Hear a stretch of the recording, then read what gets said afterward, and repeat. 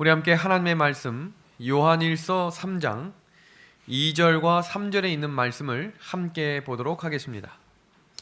요한일서 3장 2절과 3절에 있는 말씀입니다. 사랑하는 자들아, 그가 나타나시면 우리가 그와 같을 줄을 아는 것은 그의 참모습 그대로 볼 것이기 때문이니 주를 향하여 이 소망을 가진 자마다 그의 깨끗하심과 같이 자기를 깨끗하게 하느니라. 아멘. 오늘 본문 성경 구절은 예수님께서 재림하실 때에 재림을 기다리는 모든 성도들이 예수님과 같은 모습과 같이 되겠다라고 하는 말씀입니다. 우리 예수님의 재림과 우리 예수님 다시 만날 일들을 소망하고 계십니까? 그런 사람들의 믿음은 자기를 깨끗하게 해야 한다라고 오늘 우리에게 권면하고 계십니다. 그럼 무엇으로부터 깨끗하게 해야 하는가? 그것은 바로 죄입니다. 한국연합회에서 이번 주를 연말 기도주일로 정하고 전국에 있는 많은 교회들이 비록 오프라인으로 하진 못했지만 온라인으로 대속죄일, 연말 기도주일을 보내고 맞이하는 안식일입니다. 우리에게 이 안식일은 진정으로 회개하는, 하나님께 무릎을 꿇고 절절한 회개의 시간이 되기를 간절히 소망합니다. 한 해가 저물어가고 있습니다.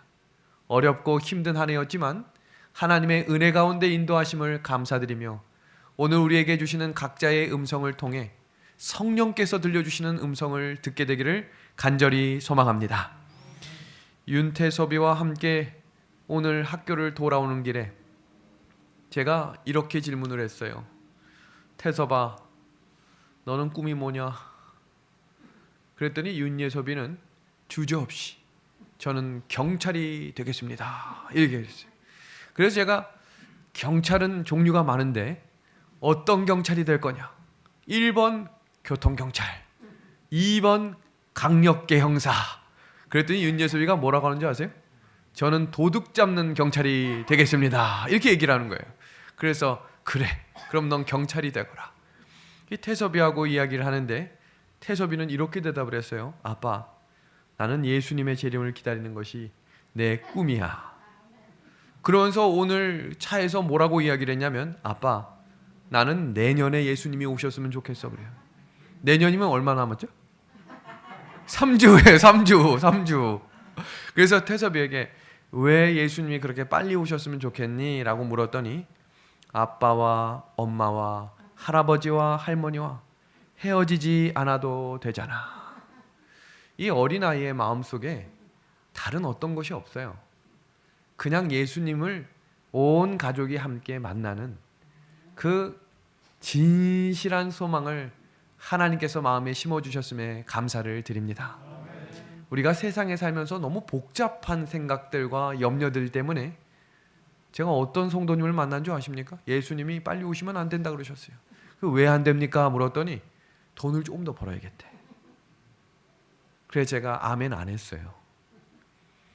입으로는 예수님을 믿는다고 이야기하지만 여전히 세상에 대한 욕심과 관심을 가지게 되면 예수님을 기다리지 않는다는 것입니다.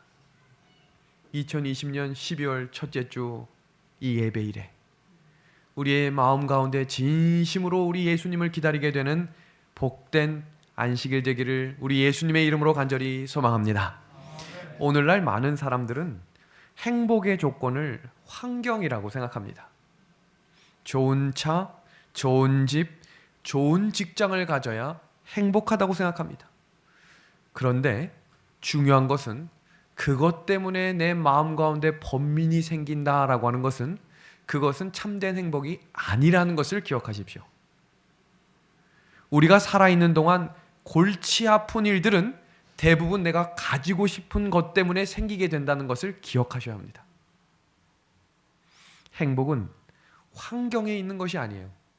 이 땅에 태어나서 가장 좋은 환경에 살았던 사람이 누군지를 아십니까? 아담입니다. 아담은 완벽한 환경에서 살았어요. 정말로 좋은 기후, 정말로 좋은 자연, 정말로 좋은 환경들이 그의 온 주변을 가득 채웠습니다. 그런데 단 하나의 죄가 들어오자 아담이 하나님을 피하기 시작했습니다. 지금 이 장면은 아담이 선악과를 먹고 나서부터 그의 인생이 어떻게 되었는지를 보여주는 사진입니다. 아담이 왜 마음 가운데 평안함과 행복이 사라졌지요? 그 이유는 하나님과 분리됐기 때문이에요. 우리의 참된 행복과 마음 가운데 평안을 회복하기 원하십니까? 분리되어 있는 하나님과 다시 연합해야 합니다. 그러기 위해서 우리는 죄를 버려야 합니다. 죄를 버려야 하는 것입니다. 아담은 선악과를 따먹지 말라는 하나님의 계명을 무시하고 범했기 때문에 평안과 행복을 잃어버린 것입니다. 사도 바울은 그 장면을 이렇게 소개합니다. 이사야 59장 2절의 말씀입니다. 우리 첫 문장 한번 같이 읽어주시겠습니까? 오직 너희, 시작. 오직 너희 죄악이 너희와 너희 하나님 사이를 뭐 했다고 되어 있어요? 갈라놓았다 그랬어요. 갈라놓았다 그랬어요. 너희와 너희 하나님을 갈라놓은 것이 뭐라고 이야기하고 있습니까? 죄입니다. 죄. 이 죄의 문제를 해결하지 않으면 우리가 아무리 예수님을 기다리고 재림성도로 살아가도 하늘에 못 간다는 거예요. 그렇기 때문에 오늘 이 예배일, 이 귀한 예배 시간, 우리의 죄들을 하나님께 온전히 내려놓게 되기를 우리 예수님의 이름으로 소망합니다. 하나님은 죄에 대해 진노하시겠다고 말씀은 이렇게 이야기합니다. 출애굽기 19장 21절입니다. 여호와께서 모세에게 이르시되 내려가서 백성을 경고하라. 백성이 밀고 들어와 나 여호와에게로 와서 보려고 하다가 많이 죽을까 하노라. 이 말씀은 사람들이 흥미로나 관심으로 예수님을 만날 수 없다는 것입니다. 지식으로나 경험으로 하나님을 만날 수 없다는 것입니다. 이 말은 다른 말로 이야기해서 죄의 문제를 가지고 가서는 하나님과 만날 수 없다는 것입니다. 그것을 하나님은 죄를 진노하신다고 표현한 것입니다. 이사야 64장 5절입니다. 주께서 기쁘게 공의를 행하는 자와 주의 길에서 주를 기억하는 자를 선대하시거늘 우리가 범죄함으로 주께서 진노하셨사오며. 죄를 가진 사람은 결코 하나님을 만날 수 없습니다. 마음 가운데 하나님 외에 다른 것을 사랑하고 계십니까? 버려야 합니다. 어떤 자리를 위해 지금 모든 것을 내려놓고 그것을 향해 쫓고 계십니까? 버려야 합니다. 하나님을 만날 수 있는 유일한 길은 죄를 버리는 것이라고 말씀하셨기 때문입니다. 예수님께서 십자가에서 이루신 구원의 궁극적인 목표는 원래의 창조되었을 때의 상태로 돌아가는 것입니다. 아담이 죄짓기 전 상황, 정말로 하나님과 기쁘게 대화하고 하나님이 이 땅을 방문하실 때 누구보다 먼저 나가 마중할 수 있었던 아담의 상태는 창조의 원래의 모습, 죄가 사라진 상태였다는 것입니다. 두 번째는 창조주 하나님과 대면하여 함께 살 수 있는 상태, 그 상태가 바로 어떤 상태입니까? 죄를 해결하는 상태입니다. 그래서 저는 오늘 저녁과 내일 시간에 진실된 회개가 우리에게 필요하다라고 하는 주제를 가지고 절절한 회개가 왜 필요한지, 우리에게 성령으로 호소하시는 하나님의 음성을 함께 말씀으로 풀어가고자 합니다. 여기 윤태섭, 윤예섭이가 서로 점프를 하고 있습니다. 이 두 아들이 저한테 뭐라고 부르죠? 아빠라고 부릅니다. 가끔 아버지라고도 부를까요? 아직 한 번도 그런 적이 없어요. 그냥 아빠라고만 불러요.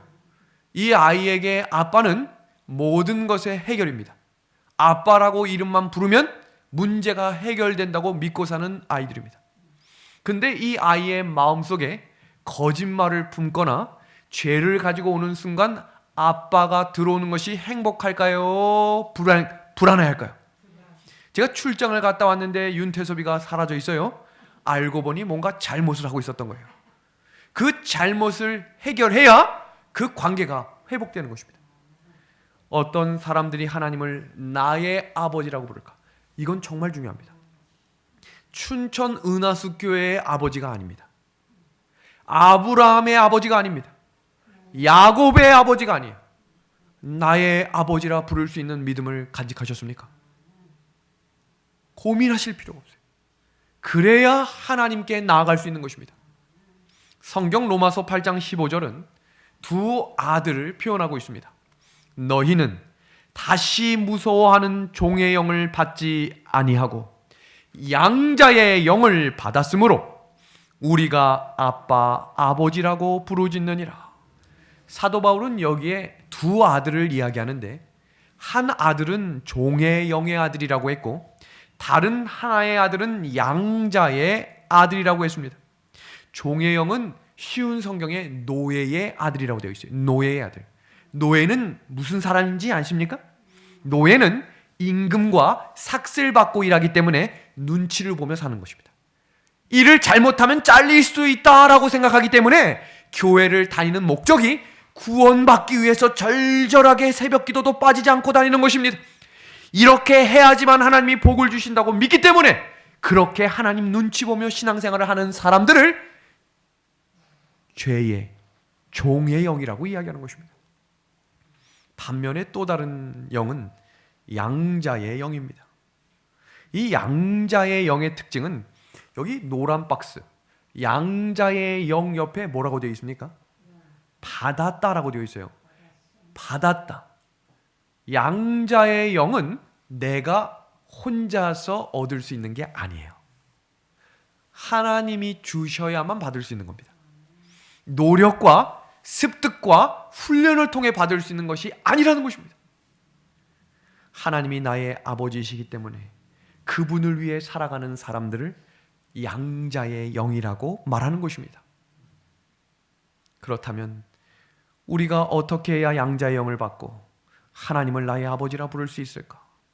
양자의 영을 경험한 사람은 아버지의 은혜가 너무 감사해서 그분을 위해서라면 내가 하지 못할 일이 없다는 것을 고백하는 사람들이 진정한 그리스도인입니다. 양자의 영은 우리 스스로 받아내거나 만들 수 없는 하늘로부터 받을 수 있는 것이라고 사도 바울은 성경에 이야기하고 있는 것입니다. 이 양자의 영에 대해서 정확히 이해하기 위해 우리는 오늘 저녁 누가복음 15장에 기록된 탕자의 비유를 같이 살펴보겠습니다. 우리가 잘 알고 있는 말씀이지만 오늘 이 말씀 속에서 우리에게 절절히 호소하시는 하나님의 음성을 듣게 되기를 간절히 소망합니다. 누가복음 15장 11절에서 12절의 말씀입니다. 여기에도 두 아들이 등장합니다. 방금 로마서에서 읽었던 두 아들, 그 장면을 생각하면서 이 장면을 같이 읽어보겠습니다. 또 이르시되 어떤 사람에게 두 아들이 있는데 그 둘째가 아버지에게 말하되 아버지여 재산 중에서 내게 돌아올 분깃을 내게 주소서. 분깃이 뭡니까? 분깃은 유산입니다. 그러면 유산은 언제 받는 겁니까? 유산은 여기서부터 새로운 사실들이 막 발견돼요. 유산은 아버지가 죽은 다음에 받는 것입니다. 맞습니까? 두 번째입니다. 그렇다면 아버지가 살아계시지만 아버지의 유산을 달란 말은 무슨 말인가? 이제부터 아버지가 죽은 것으로 생각하고 살겠다는 거예요. 얼마나 무서운 생각인지 아시겠어요? 유산을 달라는 건 단순히 돈이 필요하니 돈 좀 주세요라고 하는 게 아니라 아버지와 나는 더 이상 상관없이 난 살겠다 이 말입니다. 아버지와 인연을 끊고 살겠다는 것이죠. 왜 그런 결정을 했을까요? 아버지가 돌아가실 때까지 기다릴 수 없을 만큼 작은 아들은 돈과 세상을 사랑했기 때문입니다. 이게 누구의 이야기인지를 살펴보셔야 돼요. 어쩌면 나의 이야기일 수 있기 때문이에요. 한번 이 말씀을 깊이 살펴보겠습니다. 그래서 그는 아버지와 관계가 끊어졌기 때문에 탕자가 되었던 것입니다. 아버지가 주는 몫을 가지고 세상에 나가 빨리 쓰고 싶어서 아버지가 돌아가실 때까지 기다릴 수가 없었기 때문에 유산을 요구했던 것입니다. 우리도 하늘 아버지의 사랑과 은혜보다 세상을 사랑하면 결국 탕자처럼 하늘아버지를 떠나게 될 것입니다. 구원의 줄을 끊는 것이 누구인지를 기억하셔야 돼요. 한 번 구원받으면 영원히 구원받는다는 것은 성경적인 진리가 아닙니다. 성경적인 믿음이 아니에요. 한 번 구원받으면 어떻게 살아도 다 구원받는다는 것은 결코 성경적인 구원이 아닙니다. 한 번 아버지와 아들의 관계로 맺어진 인연이라도 아버지의 곁을 떠나기로 결정하면 그 인연은 끊어질 수 있는 것이 누가복음 15장의 이야기입니다. 누가복음 15장 11절에서 12절 후반부에 그 살림을 각각 나눠주었다라고 표현하고 있습니다. 탕자의 아버지는 아들이 집을 떠나려고 할 때 가지 말라고는 호소했지만 뭐 하진 않으셨죠? 강요하진 않으셨어요. 하나님께서 세상과 자기 자신에 대한 사랑 때문에 하나님을 떠나는 사람을 막지 않으신다는 것이 탕자의 비유입니다. 하나님이 이 길을 당신의 뜻이 아니면 이 길을 막아주세요 라고 기도하는 성도가 있었다고 가정하겠습니다. 하나님은 그 사람이 그 기도를 드리는 마음의 중심을 알고 계세요. 이미 자기가 갈 길을 정해놓고 입으로만 기도할 때 하나님은 그 기도를 응답하시지 않습니다. 사람이 그 길을 정해놓고 하나님의 뜻대로 해주려고 기도하는 그런 이기적인 기도는 하나님은 들어주시지 않아요. 내가 가고자 하는 길을 정해놓은 상태에서 드리는 기도는 응답되지 않는다는 거예요. 기도는 내 뜻을 하나님께 알리고 고집하여 주장하는 것이 아니라는 것입니다. 기도는 하나님의 뜻이 무엇인가를 묻는 것이고 하나님의 뜻을 구하는 것입니다. 내 뜻을 포기하고 하나님의 뜻을 따라가겠습니다 라고 고백하는 것이 바로 기도의 정의라는 것입니다. 이어지는 말씀 누가복음 15장 13절의 말씀입니다. 그 후 며칠이 안 되어 둘째 아들이 재물을 다 모아가지고 먼 나라에 가 거기서 허랑방탕하여 그 재산을 낭비했다라고 이야기합니다. 세상에 나가면 처음엔 좋습니다. 죄와 세상은 재미있기 때문입니다. 그런데 정말로 중요한 사실은 사탄이 인도하는 길은 항상 재미와 쾌락으로 시작하지만 그 끝은 언제나 슬픔과 파멸로 끝마치게 된다는 사실을 성경이 이야기하고 있음을 기억하시기를 바랍니다.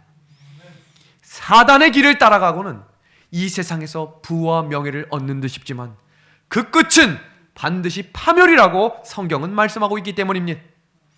그러면 탕자가 아버지에게로 돌아오는 과정은 단계가 있어요. 제가 새벽 기도 때도 여러 번 강조하며 설교했던 내용은 신앙생활을 할 때 단계가 있어요. 교회 온 사람에게 직분을 바로 주는 것은 성경적 원리가 아니에요. 하나님께 배워야 하는 시간이 필요해요. 그리고 하나님과 함께 교제하는 시간을 가진 이후에 하나님이 전도하라고 보내셨다는 것입니다. 마찬가지로 회개하는 것도 과정이 있어요. 그냥 갑자기 무릎 꿇고 용서해 주십시오 라고 한다고 해서 하나님은 용서하고 그래 와라 하시는 분이 아니에요. 왜냐하면 마음에 있는 죄의 밭이 깨끗해지지 않은 상태이기 때문에 성령이 그 마음에 거할 수 없기 때문입니다. 그러면 탕자의 이야기를 통해 아버지께로 돌아가는 과정의 이 과정은 회개의 단계를 이야기하는 것입니다. 오늘 그 과정을 하나씩 살피겠습니다. 누가복음 15장 13절에서 14절을 보시면 그 재산을 허비하더니 다 없이 한 후에라고 되어 있습니다. 그 재산을 다 썼어요. 회개의 첫 단계는 더 이상 세상에서 의지할 것을 없게 만들도록 하나님이 허락하신다는 거예요. 그 장면을 잠깐 소개합니다. 하늘아버지께 돌아오기 위해서는 자신이 붙잡고 있던 것이 다 무너져야 합니다. 자신이 붙잡고 있던 것이 다 허비되고 자신이 믿었던 것이 다 사라져야 그래야 죄인은 세상으로부터 돌이킬 수 있는 것입니다. 조금이라도 이 세상에 미련이 남아있으면 세상에 대한 끈을 여전히 붙잡고 갈 것을 하나님은 아시기 때문입니다. 그리고 두 번째 단계는 가지고 있는 것이 다 사라진 다음에 또 다음 단계가 있습니다. 그것은 그 나라에 크게 흉년이 들어 저가 비로소 궁핍하였다라고 이야기하고 있습니다. 이 장면은 무슨 이야기인가? 탕자가 갔던 나라에 갑자기 흉년이 들었습니다. 지금 환경이 완전히 바뀐 것이죠. 원래 본인이 갔을 땐, 돈 많았을 땐 그 땅도 원래 어땠습니까? 풍요로웠어요. 돈을 쓸 만큼. 그런데 지금 탕자의 손에 돈도 없어졌지만 지금 그 환경도 어떻게 변했습니까? 돈을 쓸 수 없을 만큼 흉년으로 변해버린 것입니다. 코로나 상황으로 이야기해 보세요. 환경이 변한 것은 하나님이 우리에게 지금 회개의 시간을 허락하셨다는 것을 기억해야 합니다. 환경이 변했다는 것은 지금 전과 다른 하나님의 호소를 들어야 할 때임을 기억하시라는 것입니다. 그래서 때때로 하나님은 사람을 변화시키기 위해 환경의 변화를 허락하신다는 사실을 기억하십시오. 그리고 이어지는 단계는 바로 세 번째 단계입니다. 그 나라의 백성 중 하나에게 붙여 사니. 이 의미는 지금 이 탕자가 이 먼 나라에 와서 그 사람 중 하나에 붙잡혀 노예가 되었다는 것을 의미하는 것입니다. 사람의 노예, 돈의 노예, 세상의 노예가 된 것입니다. 하늘아버지의 아들로 살 때 누리던 존귀함과 고결함을 잃어버리고 부도덕하고 존경받지 못하는 참담한 삶을 살아가고 있는 것입니다. 이게 우리의 삶이 아닌지를 돌아보아야 합니다. 탕자의 비유는 하나님의 사랑을 거절하고 세상을 따라간 사람들의 결과가 어떻게 되는 것인지를 분명하게 보여주고 있는 것입니다. 자기 자신을 더 사랑하게 되면, 돈을 더 사랑하게 되면 하나님께 돌아가기 위해 거쳐야 될 관문이 있는데 그 관문은 바로 고난의 길입니다. 탕자가 지금 이 과정을 이해하실 수 있겠죠? 가진 것을 다 허비했습니다. 그러자 어떻게 됐습니까? 흉년이 찾아왔죠. 환경이 완전히 변했습니다. 그리고 이제 어디 밑으로 들어갔어요? 세상 밑에 들어가 노예로 들어갔죠. 그 다음에 탕자가 어디로 갔나요? 돼지우리로 갔습니다. 이 단계는 하나님이 이 세상을, 지금 사상을 살아가는 우리에게 주시는 말씀이에요. 자, 보겠습니다. 누가복음 15장 15절에서 16절입니다. 가서 그 나라 백성 중 한 사람에게 붙여 사니 그가 그를 들로 보내어 돼지를 치게 하였는데 그가 돼지 먹는 쥐엄 열매로 배를 채우고자 하되 주는 자가 없는지라. 세속과 자아에 대한 애착을 끊고 하나님께 돌아오기 위해서는 돼지 우리에 떨어지는 연단의 과정이 필요합니다. 지금 그래서 우리가 살고 있는 이 땅이 돼지우리입니다. 세상에서 살 때 돼지처럼 살지 말라고 이야기하셨는데 그곳에서 살면서 여전히 돼지처럼 살아가고 있는지 아는지를 점검해 보시길 바랍니다. 돼지라고 하는 동물의 특징을 설명드렸죠? 돼지는 목이 굳은 동물이에요. 그래서 죽을 때까지 하늘을 한 번도 볼 수가 없어요. 죽기 딱 전에 멱이 따이면 뒤집어져서 꽥 하고 죽는 게 돼지입니다. 그래서 돼지는 불결하고 더러운 동물이라 그랬어요. 그런데 왜 고개를 들어 하늘을 보지 못하십니까? 하나님은 우리에게 사람이라고 하는 이름을 지어주신 이유가 있어요. 사람이라고 하는 이름의 뜻은 안트로포스입니다. 안트로포스라고 하는 말은 위를 보는 자예요. 위를 보는 자. 그래서 너희는 눈을 들어 주 예수를 바라보라. 너희는 고개를 들어 예수를 바라보라 라고 말씀하신 것입니다. 그래서 믿음의 경주를 하는 백성들에게 믿음의 주요 또 온전케 하시는 이인 예수를 바라보라고 말씀하신 것입니다.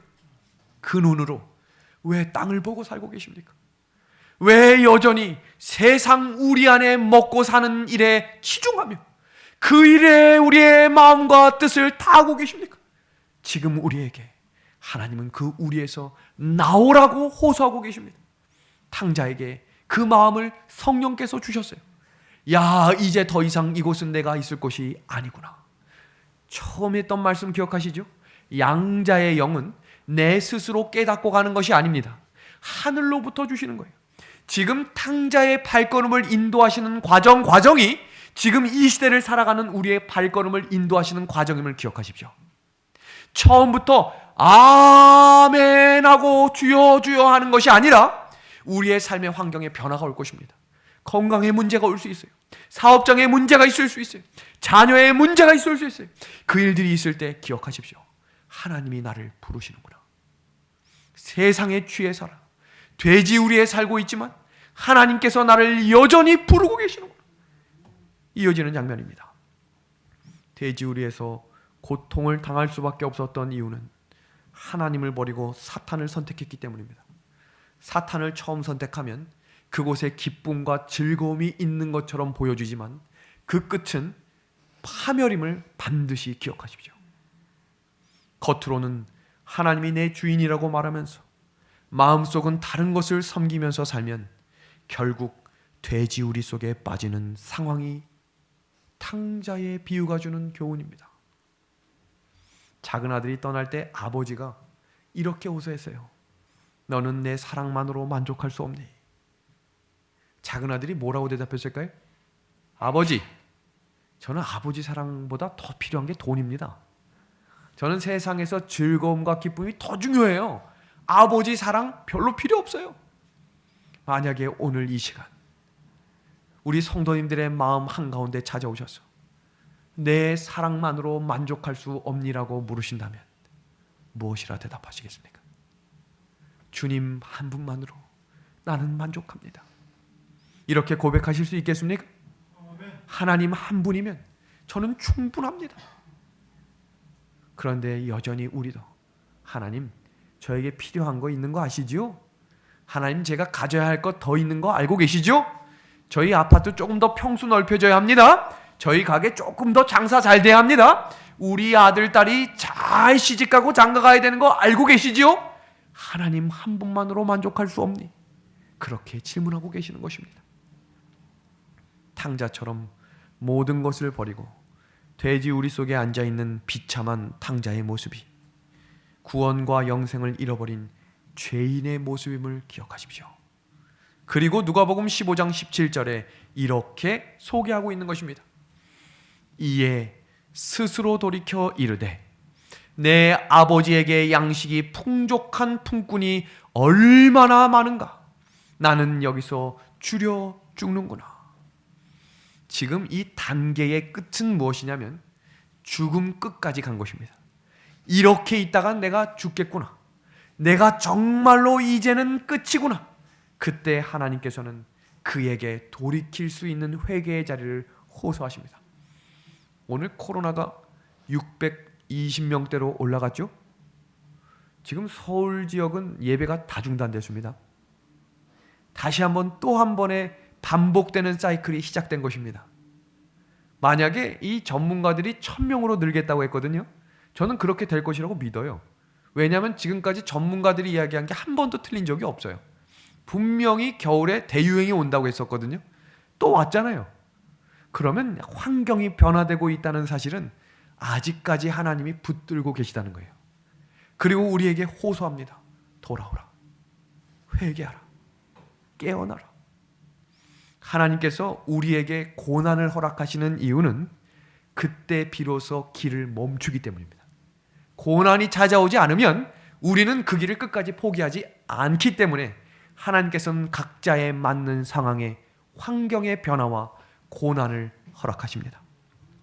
그래서 이어지는 장면을 보시면 돼지 우리 같은 바닥에 떨어져야 하늘을 보게 될 때 그것은 사람을 바닥에 이르기까지 끌어낼 만큼 세상 쾌락의 영향력은 매우 강력하다는 사실 또한 기억해야 합니다.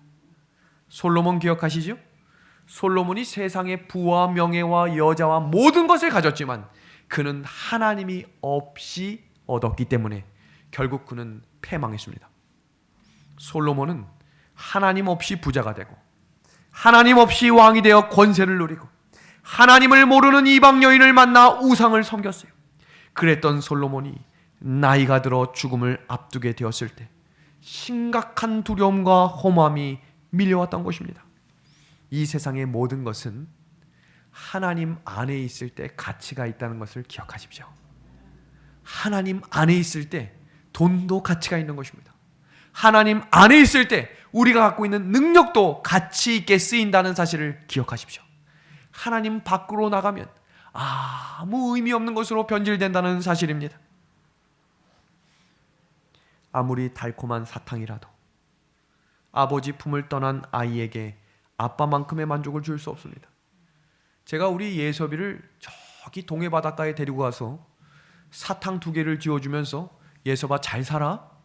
이제 우리 다음 생에 또 만나자 라고 간다면 이 아이가 아무리 사탕을 좋아해도 그 사탕 붙잡고 아주 흥얼거리면서 그 사탕을 먹고 있을 아들이 있을까요? 없을까요?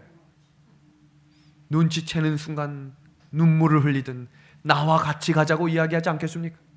지금 우리의 손에 들려있는 세상의 사탕들을 내려놓으십시오. 그것이 우리의 입에는 달콤할 수 있지만 그것이 우리를 하늘까지 인도하는 과정은 아니라는 것입니다. 사탕을 붙잡고 있을 때 그 마음속에는 외로움과 두려움이 가득할 것입니다. 왜냐하면 아버지가 없기 때문입니다. 우리 손에 들고 있는 사탕을 내려놓고 아버지 손을 붙드십시오. 그것이 하늘 가는 믿음의 발걸음이라는 사실입니다. 성경 말씀 이어서 보겠습니다. 누가복음 15장 18절에서 19절입니다. 내가 일어나 아버지께 가서 이르기를 아버지 내가 하늘과 아버지께 죄를 지었사오니 지금부터는 아버지의 아들이라 일컬음을 감당하지 못하겠나이다. 나를 품꾼의 하나로 보소서 하리라 하고.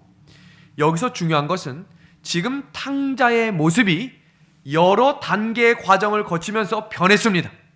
탕자가 처음 아버지에게 돈을 요구했을 때의 모습을 생각해 보십시오. 유산 주세요. 얼마나 당당하고 얼마나 자신감이 넘쳤을까요? 그런데 지금 아버지 앞에 돌아온 탕자의 모습은 전혀 다른 모습입니다. 그 모습, 아버지의 아들이라 일컬음을 받지 못하겠습니다. 이것이 바로 양자의 영입니다. 이제는 그저 아버지의 종들 중 하나가 되어 밥이라도 얻어먹으면 만족하겠다고 하는 이 죄인의 모습이 탕자의 양자의 영이라는 것입니다. 우리가 교회를 다니면서 하나님께서 맡겨주시는 직분들을 감당하기 어려울 때들이 있습니다. 교회마다 12월이 되면 선거위원회를 치르고 나서 얼마나 곤욕스러운 일들이 많은지 모릅니다. 그 이유는 교회를 내가 책임진다고 생각하기 때문이에요. 내가 그 직분을 감당해온 게 몇 년째인데 나를 그 이름에서 빼다니. 그것은 양자의 영의 믿음이 아닙니다. 교회를 다닐 때 하나님께서 지금 나를 얼마나 사랑하시고 돼지우리 속에 파묻혀 살고 있는 우리가 매 예배 때마다 발걸음을 인도하심으로 내가 여전히 너를 사랑하고 있음을 고백하는 하나님의 음성을 들을 수 있는 이 사실 하나만으로도 만족할 수 있는 우리 탕자의 믿음이 회복되기를 우리 예수님의 이름으로 간절히 소망합니다. 탕자가 돌아와서 아버지가 옷을 입혀주고 금반지를 끼워줬다고 해서 갑자기 변한 다음에 여러분 제가 돌아왔습니다. 제가 바로 그 탕자입니다 라고 이야기하지 않았어요. 그때부터 고개 숙이고 다녔어요. 왜냐하면 지금부터 사는 인생은 은혜로 산다고 생각했기 때문이에요. 저는 우리 은하숙교회의 삶의 모습이 그런 양자의 영을 가진 겸손한 주의 자녀들이 되기를 간곡히 호소합니다. 탕자의 모습이 과정이 변화되었습니다. 돌아온 탕자는 자신이 다시 아버지의 아들이 되었다고 자랑하거나 소문내지 않았다는 것입니다. 왜냐하면 아무 자격이 없는 내가 돌아올 수 있었던 것은 오직 하나님의 사랑 때문이었다는 것을 알았기 때문이에요. 우리 선거위원회 때 그 직분과 그 역할을 하나님이 맡겨주시면 순종하는 마음으로 이 길을 걸어가기를 간절히 소망합니다. 하나님이 맡겨주시면 이 일이 내가 감당할 수 있는 힘 또한 누가 주시는 거예요? 하나님이 주신다고 믿기 때문입니다. 지금 이 사진은 구원받은 백성들이 하늘에 가서 취하게 될 행동의 사진입니다.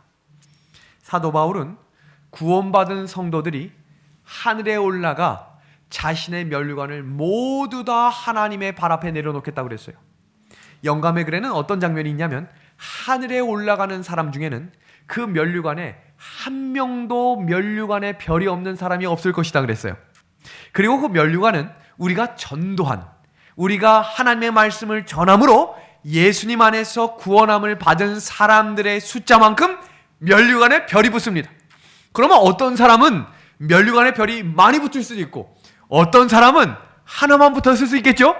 그러니까 어떤 집사님이 저에게 뭐라고 질문하냐면, 목사님, 저는 전도를 많이 한 적이 없는데 창피해서 그 면류관을 어떻게 쓰고 다닙니까? 염려하지 마십시오. 하늘에 가서 면류관 쓰고 다닐 사람 없다 그랬어요. 왜냐하면 모두가 다 하나님 앞에 그 면류관을 내려놓겠다 그랬어요. 내 공로로 온 것이 아니라는 거예요. 와, 나 같은 사람은 올 수가 없는데 하나님 나 같은 사람도 구원해 주셨군요. 이 십자가 누구에게 드립니다? 하나님께 드립니다. 그것이 구원받을 자격이 없는 우리를 오늘도 사랑하셔서 인도하시는 하나님의 마음임을 기억하게 되기를 소망합니다. 그 마음이 바로 빚진 자의 마음입니다. 그래서 로마서 8장 12절은 우리에게 이렇게 권면합니다. 그러므로 형제들아, 우리가 빚진 자로 돼 육신에게 져서 육신대로 살 것이 아니니라. 그런데요, 깜짝 놀랄 만한 영감의 글을 지금 하나 소개할 텐데, 유대인들은 회개하는 척으로 했다 그랬어요. 너무 충격적인 말 아닙니까? 회개도 회개하는 척으로 할 수 있다 이 말입니다. 한번 보겠습니다. 유대인들은 하나님의 사랑이 죄인에게 베풀어지시기 전에 먼저 회개하지 않으면 안 된다고 가르쳤다. 그들의 관점에서 볼 때 회개는 사람이 하늘의 은총을 얻는 하나의 행위였다. 무슨 말인가요? 유대인들은 회개를 구원받기 위한 수단과 방법으로 생각했기 때문에 자기 무릎을 치고 무릎에 피멍이 들고 무릎이 아파야 회개했다고 이야기했어요. 얼만큼 더 무릎을 오래 꿇는지, 개인 기도를 시작하면 누가 먼저 일어나나 보고 저 사람은 회개 아직 덜 했구만, 적어도 나만큼은 기도해야지. 기도를 오래 한다고 해서 회개가 아니라는 것입니다. 여기 우리에게 진정한 회개가 이와 같다고 말씀하고 있습니다. 우리가 하나님의 어린 양을 바라볼 때에 구속의 오묘한 이치가 우리의 마음을 깨우치기 시작하고 하나님의 인자하심이 우리를 회개로 이끄신다. 그리스도께서 죄인들을 위하여 죽으심으로써 측량할 수 없는 사랑을 나타내셨나니 죄인이 이 사랑을 주목할 때에 이 사랑이 심정을 부드럽게 하고 마음에 감명을 주고 심령에 통회하는 생각을 일으킨다. 아멘. 탕자의 이야기를 통해 죄인이 어떻게 하나님께로 돌아오는 과정을 우리가 함께 살폈습니다. 지금부터는 그 과정을 성경적인 원리로 하나씩 설명하겠습니다. 광야에 세워진 성막은 인간의 죄를 해결하는 절차와 방법을 제시하고 있습니다.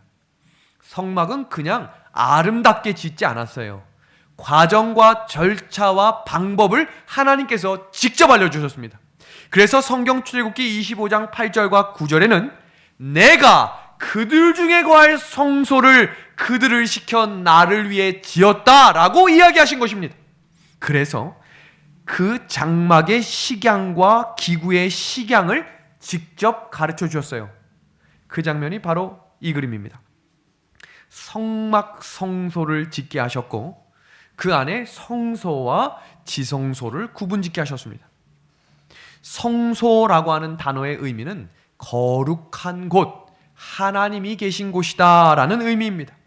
지성소는 다할 지자에 가장 거룩한 곳을 말하는 것입니다. 이 과정을 이해하셔야 회개의 과정도 이해하실 수 있을 것입니다. 구원의 설계도인 성소를 보시면 첫 번째로 정사각형이 두 개가 모인 것을 성소라고 했습니다. 그리고 성소의 문은 동쪽에 나 있습니다. 뜰 중심에 뭐가 있습니까? 뜰 중심에 번제단이 있었죠. 그리고 그 뜰을 지나면 그 안에 성소가 있었고 그 안을 들어갔을 때 지성소가 있었습니다. 그리고 뜰에 있는 그 번제단은 예수님의 십자가를 의미하며 예수님이 십자가에서 다 이루셨다는 이야기는 구속의 사역을 마침으로 그 다음 과정을 시작한다라고 하는 것을 선포하시는 것입니다.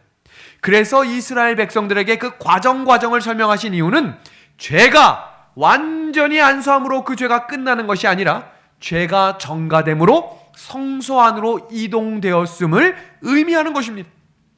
그래서 이 과정들을 지금 다 설명할 수는 없고 이 내용을 저희가 돌아오는 화요일 성경 공부 시간에 자세하게 공부합니다. 그래서 범죄단에서 이루어진 이 과정을 이제는 법적으로는 죄가 없다라고 선포해 주신다는 거예요. 그런데 여기서 중요한 것은 그 다음 이 과정 속에 죄의 권세로부터 자유롭기 위해 우리는 끊임없이 죄와 피 흘리기까지 싸워야 한다라고 하는 것을 가르쳐 주시는 시대가 바로 지금 이 시대입니다.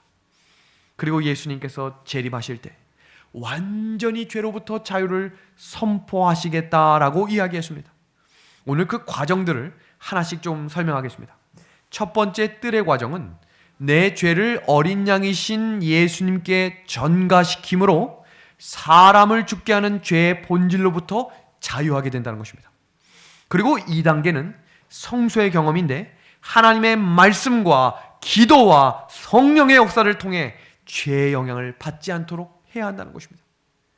그리고 마지막 지성소의 경험은 구원의 완성으로 죄 없는 상태를 유지하는 사람이 하나님께 함께할 수 있게 될 것임을 우리에게 가르쳐 주신 것입니다. 오늘 성경을 시작하면서 우리가 배웠던 장면이 있지요. 죄 없이 깨끗하게 살아가는 방법을 정리하겠습니다. 그 첫 번째는 말씀을 가까이 하셔야 합니다. 그래야 죄에 대한 분별력이 생기며 죄를 미워할 마음을 허락하신다 그랬어요. 두 번째는 기도하는 삶을 회복하셔야 합니다. 그 기도가 성령이 나를 지배할 수 있도록 이끌어 주시겠다 그랬습니다. 그리고 성령과 선행함으로 죄를 멀리하는 인생을 살아갈 때 우리 디모데전서 4장 5절의 말씀 한번 같이 읽어주시겠습니까? 하나님의 말씀과 시작!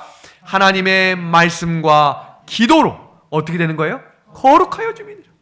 오늘 이 저녁 우리가 하나님과 가까워지기를 소망합니다. 그러기 위해 뭘 회복하는 거예요? 말씀과 기도의 자리입니다. 이것을 좀 단계별로 하나씩 소개해드리면 다음과 같습니다. 첫 번째, 말씀과 기도가 깊고 강할수록 뭐로부터 멀어질 수 있는 거예요? 죄의 영향으로부터입니다. 우리는 연약하기 때문에 내 의지를 가지고 이거 끊어야지 해도 어느 순간 내 손에 그 죄가 들려있을 것입니다. 그런데 그 손에 말씀과 기도가 붙들려 있으면 죄를 붙들 손을 하나님이 붙들어 주시겠다고 약속하신 것입니다. 두 번째입니다. 우리를 죄의 영향으로부터 지켜주시는 분은 성령인데 그 성령은 우리 한번 같이 읽어주시겠습니까? 성령은 시작! 성령은 말씀과 기도를 통해 일하신다는 사실입니다. 세 번째입니다. 인간은 연약성 때문에 혹시 죄의 영향을 받아 실족하였을지라도 용서받을 길을 준비해 놓으신 하나님을 찬양합니다. 그래서 우리는 죄를 품지 말고 살아야 한다는 것입니다. 죄의 영향을 받지 않을 수 있는 최선의 길은 죄와 싸우지 말고 뭐라고 되어 있는지 같이 읽어볼까요? 하나님의 시작! 하나님의 계명에 순종하며 선을 행하는 것이다. 이것이 예수님이 주신 새 계명입니다.